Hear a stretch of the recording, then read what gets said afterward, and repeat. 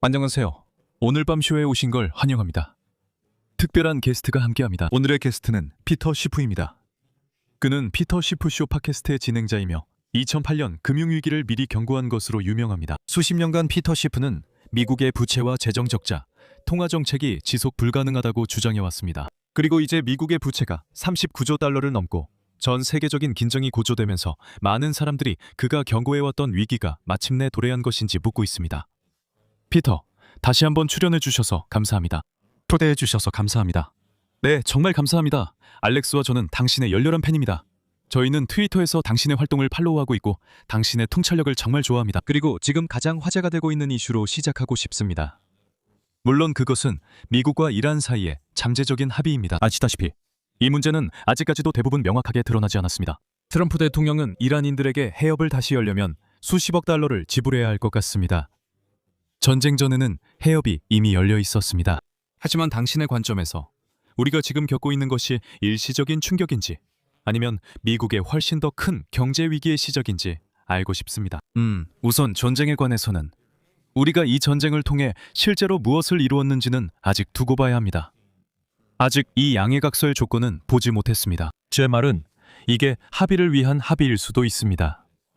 최종 확정인지는 모르겠고 이란은 핵무기 개발을 하지 않겠다고 밝히고 있습니다. 하지만 이란이 핵무기를 개발하겠다고 말한 적은 없었던 것 같아요. 그들이 말하지 않는 건 우라늄 농축을 완전히 포기하는 게 아니라는 겁니다. 즉, 핵발전 등을 추구하지 않겠다는 건 아니라는 뜻이죠. 그래서 이란이 미국에 맞서서 살아남을 수 있다는 것을 보여준 것 말고는 뭐가 달라졌는지 잘 모르겠어요. 왜냐하면 우리의 명목상 목표가 무엇이었는지 보면 그건 정권 교체였어요. 이 억압적인 정권을 없애고 이란 국민을 해방시키는 것이었죠. 그런데 그런 일은 전혀 일어나지 않았어요. 그러니까 여전히 같은 정권입니다. 네, 우리가 책임자들을 죽였기 때문에 지도부가 바뀌긴 했지만 이제는 그들의 부하들이나 다음 순서에 있던 사람들이 그 자리를 대신하고 있을 뿐이에요. 하지만 결국 다 똑같은 사람들이죠. 그리고 우리가 아는 한 그들은 우리가 죽인 사람들보다 훨씬 더 과격할 수도 있어요. 그리고 우리가 죽인 사람들에게도 형제들이 있었기 때문에 아마 적도 많이 만들었을 거라고 생각합니다. 분명히 우리는 아마도 예전보다 더 덜 호감받고 있을 거예요. 물론 처음부터 우리가 그렇게 인기가 있었던 것도 아니지만요. 하지만 그래서 우리는 아마도 이 일로 인해 미국을 상대로 한 미래의 테러 행위에 씨앗을 뿌렸을 겁니다. 그리고 우리는 분명히 그 몇 달 동안 많은 돈을 썼어요. 적자 수치만 봐도 알 수 있죠. 우리는 방금 5월의 적자 수치를 받았는데 작년보다 약 34% 증가한 것 같아요. 그중 상당 부분이 전쟁 때문이었을 거라고 확신합니다. 참고로 이자 비용은 전년 대비 44% 증가했는데 이건 정말 큰 문제입니다. 제 말은 5월에 쓴 금액을 연간으로 환산하면 이자가 연간 1조 6천억 달러에 달합니다. 그리고 그 금액은 1997년까지의 전체 연방 예산과 맞먹는 수준입니다. 이제 우리는 그만큼을 단지 이자에만 쓰고 있습니다. 물론 그 이자 중 일부는 우리 자신에게 지급하는 것이기도 합니다. 하지만 우리가 연방준비제도나 사회보장기금에 지급하는 이자를 모두 제외하더라도 여전히 이자만 약 1조 3천억 달러에 달합니다. 하지만 이는 계속 변하는 목표입니다.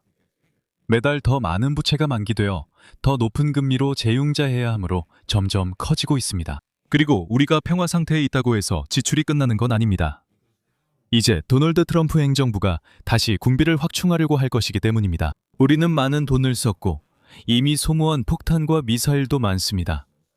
이제 다시 구입해야 하며 새 것도 사야 해 비용이 많이 들 것입니다. 그리고 석유, 알다시피 사람들은 전쟁이 끝나면 유가가 다시 60달러로 떨어질 거라고 예상했죠. 그런데 전쟁이 끝났는데도 80달러입니다. 전쟁이 끝났다고들 하지만 저는 다시 내려갈 거라고 생각하지 않습니다. 저는 오히려 유가가 다시 100달러를 넘을 거라고 봅니다. 그래서 사람들이 전쟁이 끝나면 주유소에서 기름값이 내려갈 거라고 기대하는데 저는 그런 일은 일어나지 않을 거라고 생각합니다. 그리고 저는 채권 수익률도 계속 오를 거라고 생각합니다. 많은 사람들이 전쟁이 끝나면 채권 수익률이 내려갈 거라고 생각했죠. 저는 그렇게 생각하지 않습니다. 문제는 부채와 인플레이션이며 인플레이션은 아직 더 올 것입니다. 이미 많은 인플레이션이 발생했고 앞으로 더 생길 겁니다. 그 큰 멋진 법안은 사실상 인플레이션을 위한 레시피였죠. 그게 전부였습니다. 그것은 적자 지출을 크게 늘리는 것이었습니다. 그리고 이제 우리는 파월과 더불어 케빈 워시도 있습니다. 이번 주에 그의 첫 번째 FOMC 회의와 기자회견이 있을 것 같습니다. 하지만 연준의 돈을 더 찍어내라는 압력이 상당히 클 거라고 생각합니다. 왜냐하면 금리를 폭등시키지 않고 적자를 메우는 유일한 방법이기 때문입니다. 그리고 트럼프는 금리가 치솟는 걸 원하지 않습니다. 왜냐하면 그럴 경우 주식시장이 정말로 하락할 수 있기 때문인데, 그는 주식시장을 자신의 대통령 임기의 기준점으로 삼고 있기 때문입니다. 금리가 크게 오르면 주택시장에 더 큰 하락 압력이 생깁니다. 인플레이션을 잡으려면 금리를 올려야 하니 결국 인플레이션을 자극하게 됩니다. 그게 바로 우리가 맞닥뜨린 재앙입니다. 아시다시피 쉽게 벗어날 방법이 없기 때문입니다. 인플레이션 문제로 진퇴양난에 처한 셈이죠. 인플레이션과 싸우면 경제 붕괴나 금융 위기가 올 수 있고, 반대로 인플레이션이 더 커져 또 다른 위기를 부를 수도 있기 때문입니다. 네, 그게 지금 평범한 미국 소비자들에게 실제로 어떤 의미가 있을까요? 이미 지난 6년 동안 달러의 구매력이 엄청나게 떨어졌다는 걸 보면 말이죠. 뉴욕타임스가 최근 달러 구매력이 약 30% 감소했다고 보도한 것 같아요. 지난 2년 동안 미국 서민들에게 물가가 정말 천정부지로 치솟고 있는 걸 볼 수 있죠. 정말로 이 상황이 지속 가능하지 않을 정도가 되고 있습니다. 미국에서의 삶의 질 말이에요. 이걸 유지하려면 정말 많은 현금이 필요하다는 뜻이죠. 그렇다면 지금처럼 미친 경제 상황에서 단지 청구서를 내고 살아가려는 평범한 소비자들은 앞으로 어떻게 되는 걸까요? 평범한 사람들에게는 점점 더 비싸지고 있습니다. 정부가 예전보다 훨씬 커졌기 때문이고, 그 비용을 평범한 사람들이 부담해야 하거든요. 그러니까 연간 3조 달러의 적자를 내는 대신 예산이 균형을 이룬다고 상상해보세요. 그리고 정부가 그 재원을 마련하기 위해 급여세를 올리고 소득세를 인상하고, 어쩌면 국가 판매세 같은 걸 도입해서 평범한 미국인들이 지금보다 50% 더 많은 세금을 내야 한다고 상상해보세요. 분명 그들도 같은 상황에 처할 겁니다. 남는 돈이 지금만큼 많지 않을 거예요. 물가가 오르지 않아도 정부가 돈을 가져가면 사람들이 쓸 돈이 없었을 겁니다. 하지만 우리는 그렇게 하지 않고 세금도 올리지 않았습니다. 하지만 그렇다고 해서 우리가 이런 모든 정부 지출을 공짜로 얻는다는 뜻은 아닙니다. 그래서 평범한 미국인들이 이 모든 정부 지출을 부담하는 방식은 정부가 세금을 걷는 대신 돈을 찍어내서 쓰기 때문에 더 높은 물가를 지불하는 것입니다. 바로 그것이 문제입니다. 이건 사실 인플레이션 문제가 아니라 정부의 문제입니다. 생계비 문제는 결국 정부 비용 문제입니다. 정부를 유지하는 데 드는 비용이 너무 큽니다. 그리고 평범한 미국인들이 그 결과를 감당하고 있습니다. 우리는 이미 석유, 즉 석유 가격에 대해 이야기했습니다. 그리고 저는 피터 씨가 우리 시청자들 중 일부가 이 점을 이해할 수 있도록 도와줄 수 있을지 궁금합니다. 많은 나라들이 여기서 유가를 겉으로만 좋게 보이도록 떠받쳐 왔다는 점 말이죠. 그들은 시장을 안정시키기 위해 비축재고나 비상재고를 줄여왔습니다. 그리고 우리는 수천만 배럴의 석유가 그 목적으로 사용되었다는 이야기를 하고 있습니다. 제 말은 결국 그게 석유 거래에서 어떻게 드러나게 되나요? 우리는 선물 시장에서 그 수치를 보지만, 다시 말해 실제로 해안에 도착해서 정유소를 거치는 데이트 브렌트유나 원유는 이처럼 인플레이션이 증가하는 모습을 보이고 있습니다. 앞으로 몇 년 동안 석유 재고 전망은 어떨까요? 각국은 어떻게 다시 비축을 하게 될까요? 네. 당연히 다시 비축하려면 사야겠죠. 그게 바로 지금 해협이 열리고 생산량이 늘어난다고 해도 석유 가격이 크게 떨어지지 않을 이유 중 하나입니다. 왜냐하면 이제 시장에 석유를 공급해왔던 정부들로부터도 수요가 생길 것이기 때문에, 수요가 더 많아질 것이기 때문입니다. 그동안 팔았지만 이제는 사야 해요. 그리고 저는 우리가 지난 3개월 동안 혹은 그 정도 기간 동안 생산과 선적이 부족했던 것이 석유 공급망에 끼친 피해를 과소평가했다고 생각합니다. 그래서 해협이 다시 열리더라도 그 피해가 완전히 복구되려면 시간이 좀 걸릴 거라고 생각합니다. 그래서 가격은 훨씬 더 높은 수준이 더 오래 지속될 겁니다. 그리고 그동안에는 물론 만약 달러가 하락하기 시작한다면, 그리고 달러를 지탱해온 요인 중 하나가 전쟁이었습니다. 알다시피 달러는 안전자산 선으로 이익을 봤습니다. 크게 오르진 않았지만 떨어지지도 않았고, 전쟁 전엔 다소 하락 중이었습니다. 그래서 이제 전쟁이 끝났으니 달러는 다시 하락세를 이어갈 수 있습니다. 그리고 달러가 정말로 하락하게 되면 그 자체만으로도 달러 기준의 유가를 끌어올리게 됩니다. 그래서 가격이 훨씬 더 오를 수 있습니다. 미국의 전략 비축유를 보면 바이든 대통령이 정말 많이 소진시켰죠. 지금은 더 낮아졌습니다. 알다시피 다시 채우는 대신 더 많이 비웠습니다. 그래서 그리고 지금은 정치적인 압박도 많습니다. 만약 전쟁이 끝난다면 트럼프가 경제가 약하거나 인플레이션이 여전히 문제인 이유에 대해 무슨 변명을 할 수 있을까요? 그는 모든 걸 전쟁 탓으로 돌렸으니까요. 그리고 전쟁이 없는데도 문제가 계속된다면 무슨 변명을 하게 될까요? 저도 거기에 한마디 덧붙이고 싶습니다. 아시다시피 우리는 지금 석유에 대해 이야기하고 있습니다. 이번 분쟁 동안 정말 놀랐던 점이 있는데 저는 금에 관심이 많은 사람입니다.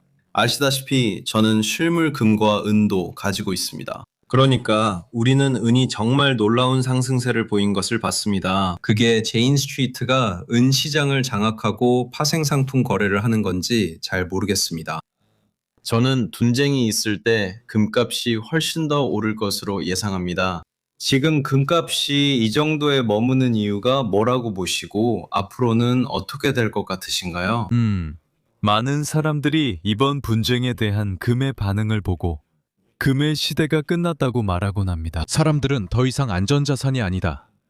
전쟁 중 금값이 떨어졌으니 끝났다고 합니다. 사실 전쟁 전에 금값이 그렇게 많이 오르지 않았다면 알다시피 금은 5,500까지 치솟으면서 엄청난 랠리를 보였죠. 그래서 과매수 상태였습니다. 그리고 그중 상당 부분은 결국 전쟁에 대한 기대감 때문이었어요. 전쟁의 북소리가 분명히 울리고 있었으니까요. 그래서 금은 전쟁을 미리 반영해 움직였죠. 소문에 사서 사실에 파는 셈이었습니다. 하지만 지금 금값을 보면 온스당 4,300달러인데 1년 전이나 2년 전과 비교해보면 금값이 훨씬 올랐다는 건 알 수 있습니다. 그리고 전쟁 중 조정이 있었다는 건 큰 의미가 없다고 생각합니다. 만약 새 전쟁이 시작되면 아직 반영되지 않아 금값이 오를 겁니다. 그러니까 제 생각에는 금은 여전히 언제나 그랬던 것처럼 완벽한 안전자산이고 완벽한 인플레이션 해지 수단이라고 생각합니다. 최근의 변동성이 좀 더 심해졌을 뿐입니다. 은도 마찬가지입니다. 오히려 더 심하죠. 은은 온스당 30달러에서 120달러까지 치솟았습니다. 그리고 지금은 70달러 조금 넘는 수준이죠. 사람들이 보기에는 최고점에서 많이 떨어진 것처럼 보이지만 그래도 지금 위치를 보세요. 1980년까지 거슬러 올라가는 주요 저항선을 돌파했습니다. 금과 은 모두에서 큰 돌파가 일어났고 이런 흐름은 계속될 것입니다. 전쟁은 금 가격에 긍정적 영향을 미칩니다. 단순히 불확실성 때문만이 아니라 전쟁 자금 조달 방식 때문입니다. 전쟁은 인플레이션으로 비용을 지불하며 세금을 올리지 않고 국민에게 희생을 요구합니다. 전쟁 비용 때문에 세금을 올리지 않고 돈을 더 찍어 적자를 키우고 있습니다.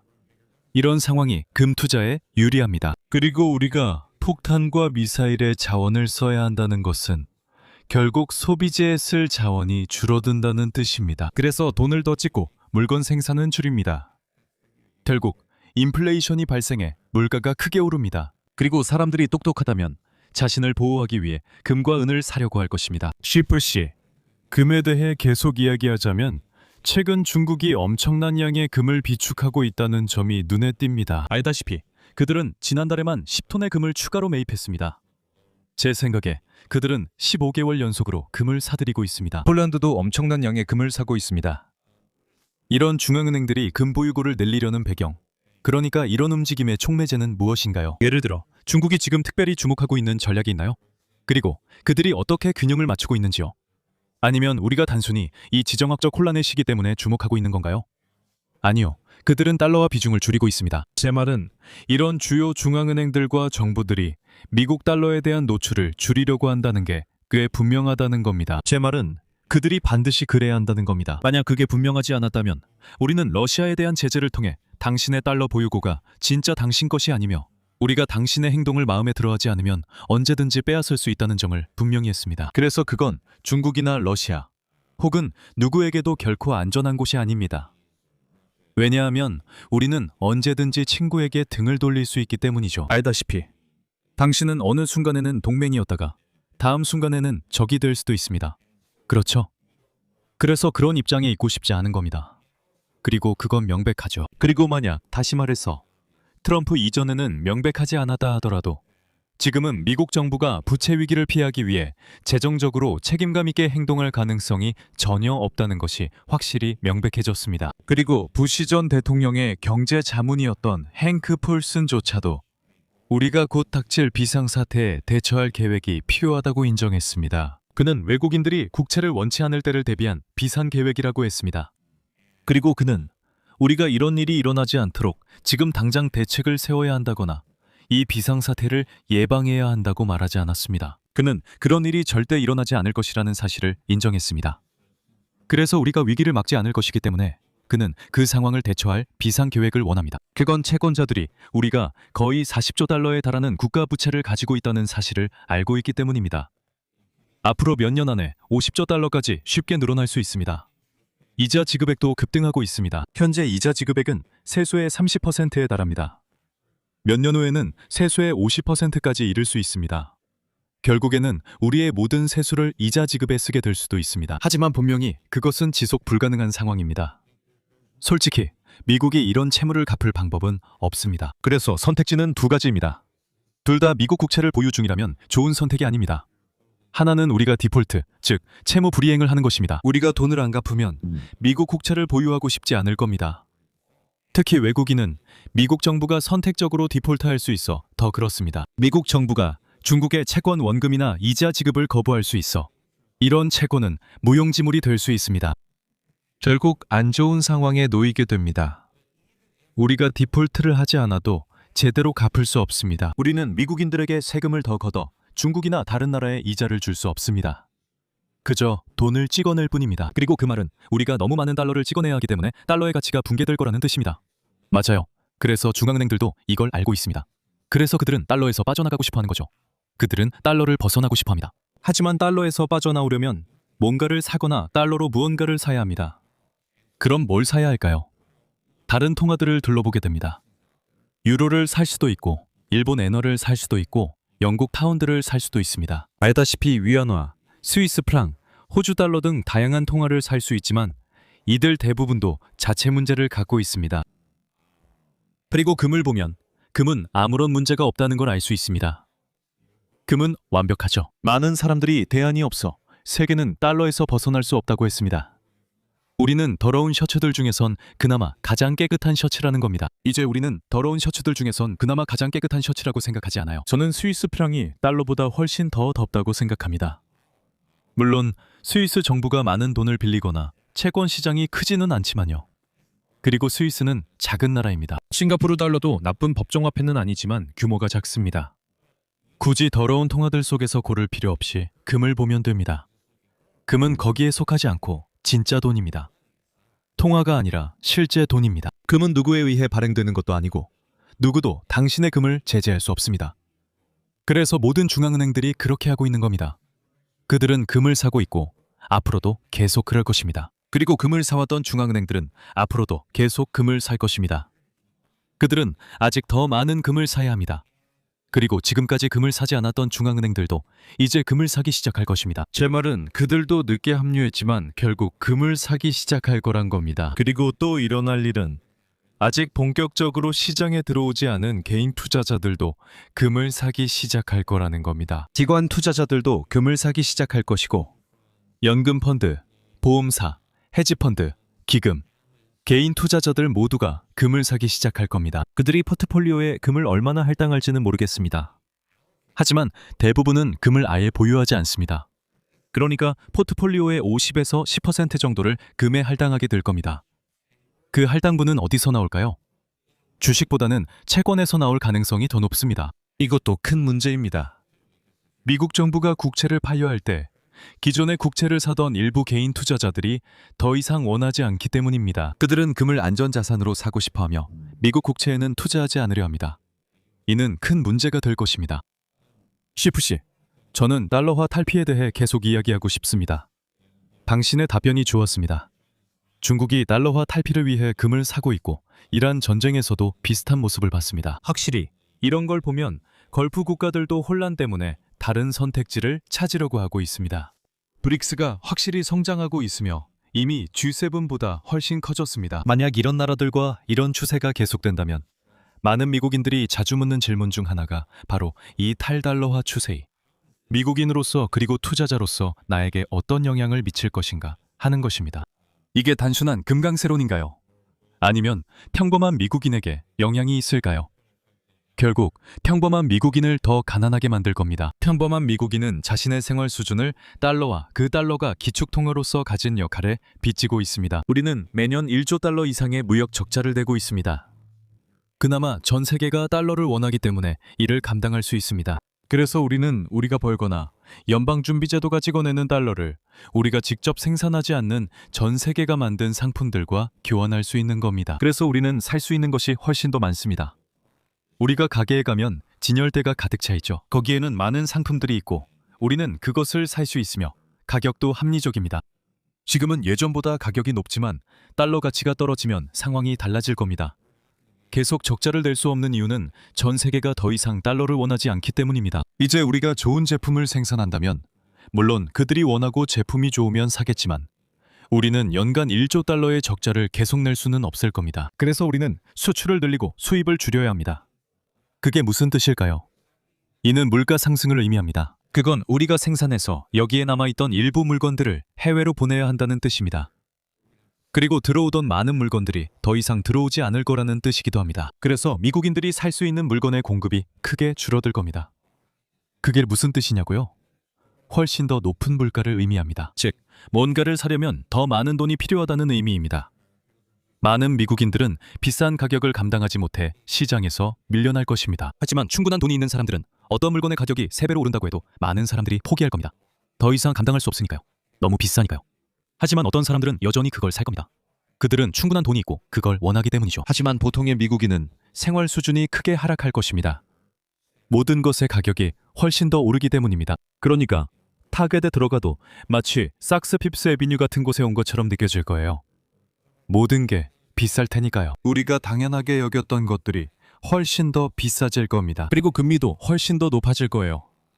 왜냐하면 미국인들이 달러의 위상 덕분에 얻은 건 값싼 상품만이 아니라 낮은 금리도 있기 때문이죠. 왜냐하면 외국인들이 우리에게 이런 모든 물건을 팔고 달러를 받으면 그 달러를 그냥 침대 밑에 넣어두는 게 아니라 우리 국채를 삽니다. 우리 주택저당증권을 사고 우리 회사채도 사죠. 그래서 우리는 더 낮은 금리를 누릴 수 있었던 거죠. 하지만 외국인들이 더 이상 그렇게 하지 않으면 우리 채권에 대한 수요가 줄어듭니다. 그러면 금리가 더 높아질 수밖에 없습니다. 그래서 모든 것이 더 비싸질 뿐만 아니라 그 물건을 사거나 무엇이든 사거나 투자를 하기 위해 돈을 빌리는데도 더 많은 비용이 들게 됩니다. 미국에서 자본 신용의 비용이 훨씬 더 높아질 것입니다. 그리고 이것은 큰 문제가 될 것입니다. 왜냐하면 실업률도 크게 증가할 것이기 때문입니다.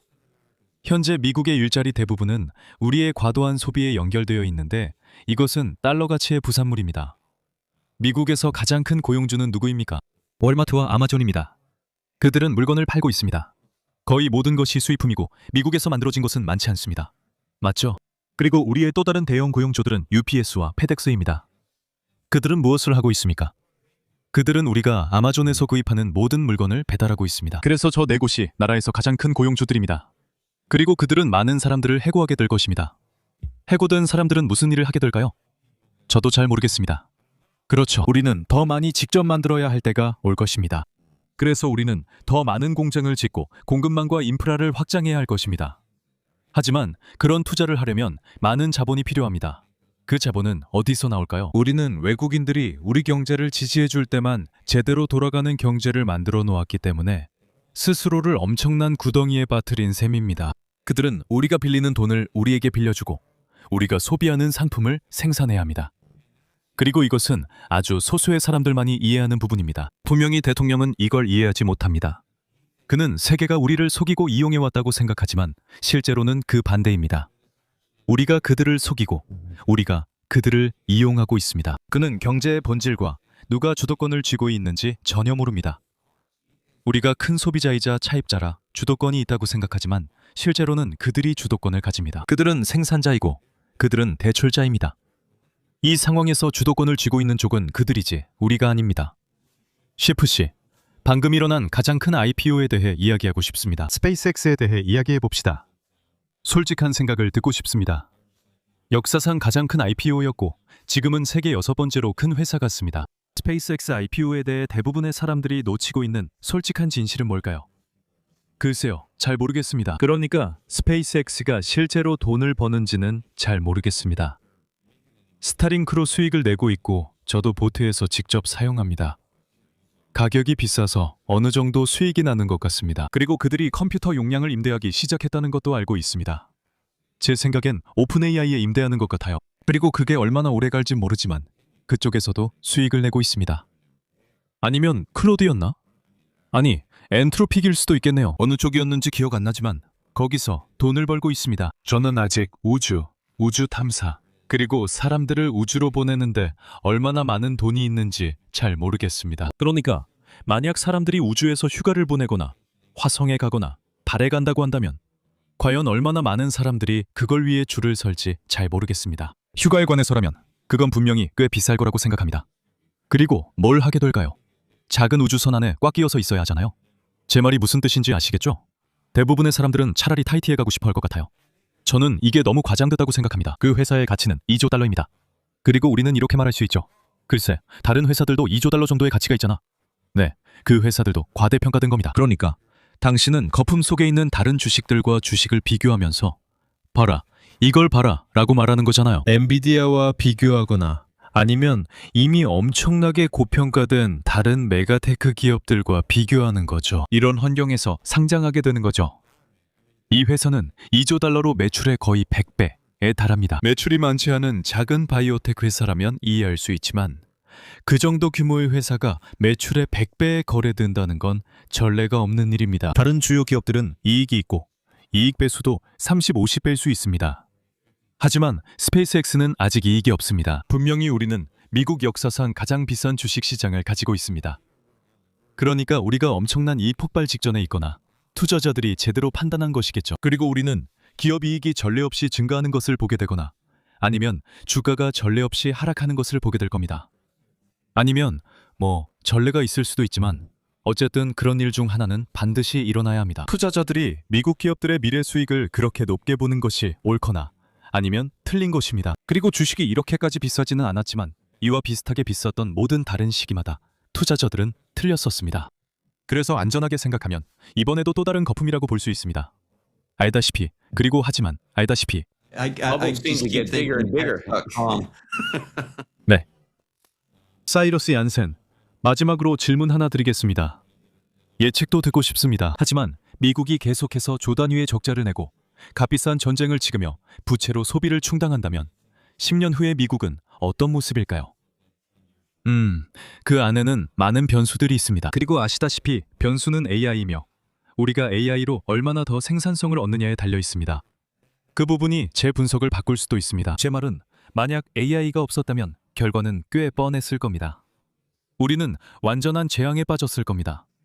하지만 아시다시피 가능성은 있습니다. 얼마나 빨리 우리가 인공지능을 탑재한 로봇 노동력을 만들어서 지금 중국에서 받고 있는 모든 것들을 직접 생산할 수 있을지는 잘 모르겠습니다. 하지만 아시다시피 그건 가능하다고 생각합니다. 하지만 아시다시피 지금부터 앞으로 10년 사이에 우리는 위기를 겪게 될 거라고 생각합니다. 우리는 지금 그 방향으로 가고 있다고 생각합니다. 제 생각에는 부채가 통제불능 상태로 치닫고 있다고 봅니다. 인플레이션도 큰 문제이고 점점 더 악화되고 있습니다. 그리고 정치적으로는 민주당이 중간 선거에서 압승할 거라고 생각합니다. 그리고 백악관도 다시 차지할 거라고 봅니다. 제가 생각하기에 승리할 후보는 중도나 온건파 같은 사람이 아닐 겁니다. 매우 급진적인 사회주의자가 될 거예요. 왜냐하면 전반적으로 점점 작용화되고 있으니까요. 트럼프도 기본적으로는 민주당원이라고 할 수 있죠. 더 이상 보수주의자는 없다고 봅니다. 이제 전쟁도 없고 공화당은 이제 민주당이 되었고 민주당은 사회주의 정당이 되었죠. 맞잖아요. 그리고 트럼프가 주장하는 많은 것들도 사실 매우 사회주의적이에요. 하지만 모든 것이 왼쪽으로 이동하고 있죠. 그래서 민주당은 중도로 가지 않을 거예요. 오히려 더 왼쪽으로 갈 겁니다. 하지만 대중은 그걸 받아들일 거예요. 왜냐하면 그게 선택지니까요.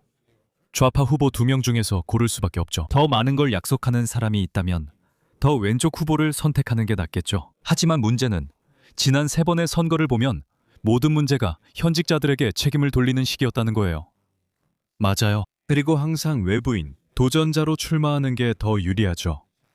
왜냐하면 모든 문제를 권력을 가진 사람들에게 돌릴 수 있으니까요. 또한 당신이 그 문제 해결자라는 헛된 희망을 줄 수 있습니다. 권력을 가진 사람, 집권당은 지난 4년 이 나빴을 때 앞으로 4년을 더 맡아야 하는 이유를 정당화해야만 하죠. 그리고 그들은 모든 것이 훌륭하다고 자신들을 다시 뽑아야 한다고 설득하려 하죠.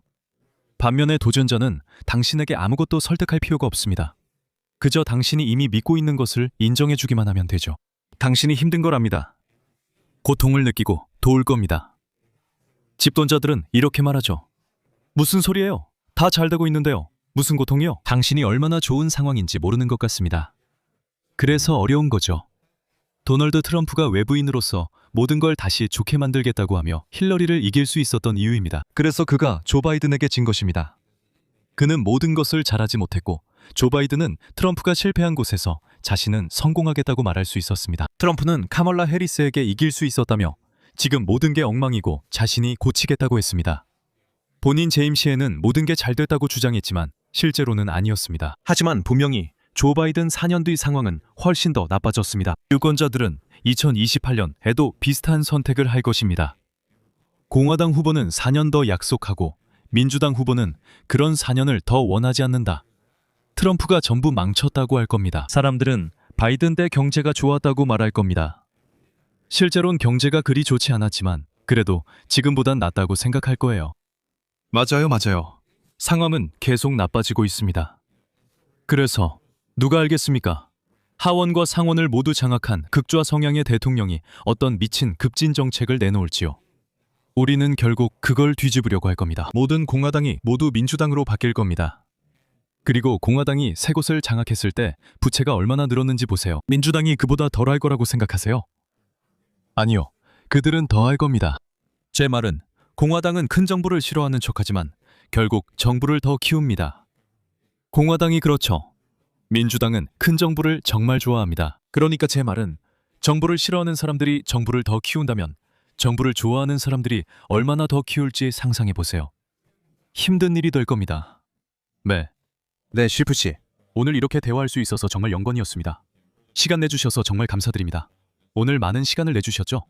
진심으로 감사하다는 말씀을 드리고 싶습니다. 저희가 당신의 팟캐스트 링크도 모두 공유해 드릴 거예요. 그리고 제 팟캐스트도요. 네, 당신의 팟캐스트와 X 계정도 함께 공유할 거예요. 사람들이 팔로우하고 소셜미디어에서 볼 수 있도록요. 네, 맞아요. 정말 많은 분들이 들어보셔야 합니다. 제 팟캐스트도 그렇고 이제 X에서 팔로워가 150만 명이 넘었어요. 제 팔로워 수가 계속 늘고 있습니다. 그리고 유튜브 채널 구독자도 60만 명, 아니 62만 5천 명 정도 되는 것 같아요. 그래서 사람들이 거기서 제 팟캐스트를 들을 수 있습니다. 이번 주에는 FOMC 회의에 대해 확실히 이야기할 겁니다. 네, 첫 번째 기자회견이 있을 예정이에요. 모두의 시선이 거기에 집중될 겁니다. 오늘 밤 에피소드에 함께해 주셔서 감사합니다. 다음 에피소드에서 다시 뵙길 바랍니다.